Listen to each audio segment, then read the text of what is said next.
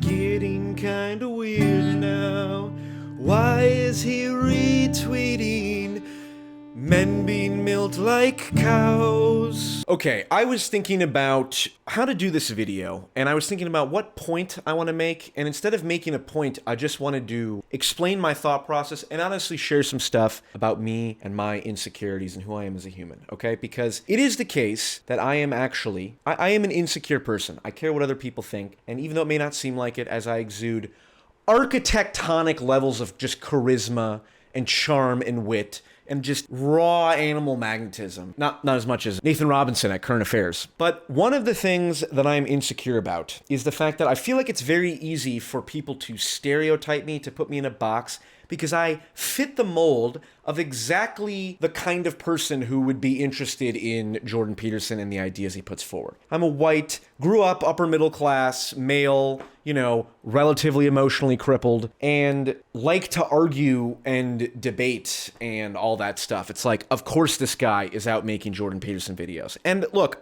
I specifically chose the niche that I'm in because it was just practical. It was an intersection of what kind of market there is and what I'm interested in. And if Jordan Peterson is the online college professor, then I am the online college TA, trying to make his complicated ideas more digestible for people because I think they're valuable. But it is getting kind of difficult to call myself a Jordan Peterson fan because this man is tweeting. What the fuck is it? It's like porn fetishism that he thinks is CCP propaganda. He's also just calling women bitches, just straight up. It's not even funny. It's not even like in the context of a joke, right? At least Donald Trump, when he's saying things that are questionable, it's at least done kind of funny, only Rosie O'Donnell. But this is just so basic and uninteresting and childish on the part of Peterson. And it's such a sign of his own incompetence that he is not willing to recognize how foolish he looks, how much it undermines all of the good stuff that he puts forward from a philosophical and scientific perspective. And it's kind of old to keep making the same video over and over again. So this is officially the last video, probably, that I'm gonna make regarding Jordan Peterson's Twitter habits, because I am unofficially no longer a fan. Like I said, I'm always gonna be a Maps of Meaning super fan. And I will always be grateful for the help I received, and I'll always be rooting for him, but I'm not telling anyone I'm a Jordan Peterson fan, because it's kind of weird. And you might think, this is my thing. There's an element of, well, I shouldn't care what other people think, but I did also willingly go in front of over 250,000 people to debate whether or not Jordan Peterson was a net positive. And at this point, if it was today, I don't know if I'd do that anymore, because it's so easy to just ignore all of the incredible, fundamentally life-changing philosophical and scientific work that he has done, specifically as it relates to the metaphysics of order and chaos, the metaphysics of meaning, evolution, all of these things. All of that is out the window and replaced with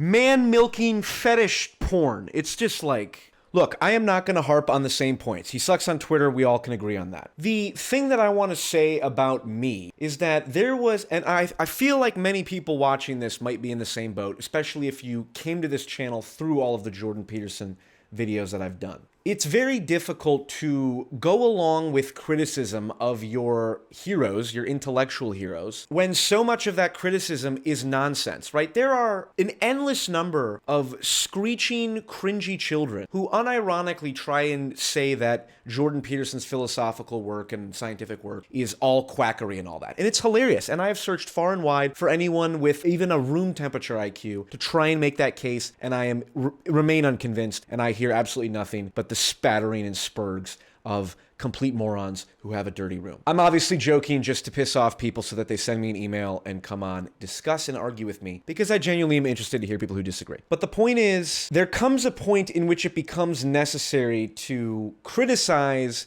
your heroes and intellectual heroes publicly, to the point where you're not just going along with, whatever he puts forward and trying to interpret it in the best possible light all the time, because sometimes people are just wildly incompetent at points in their life. And I think Jordan Peterson, when it comes to Twitter, is wildly incompetent. And so there is a part of me that is like, Kill the old self. I got an unending amount of help from listening to Jordan Peterson lectures online when I was at my lowest point. And I will forever be grateful, and I will never be embarrassed as a straight white male who needed, that I needed mental health help. But there is a fine line between not caring about what other people think and recognizing that as a public figure who's trying to communicate something, I don't know exactly, it's not helpful to be associated with someone who in the public arena is just undermining everything they are doing. And so I will continue and unendingly reference maps of meaning, reference Jordan Peterson's lectures, and build out on his ideas. But at this point, if anyone asks if I'm a Jordan Peterson fan, I'll say,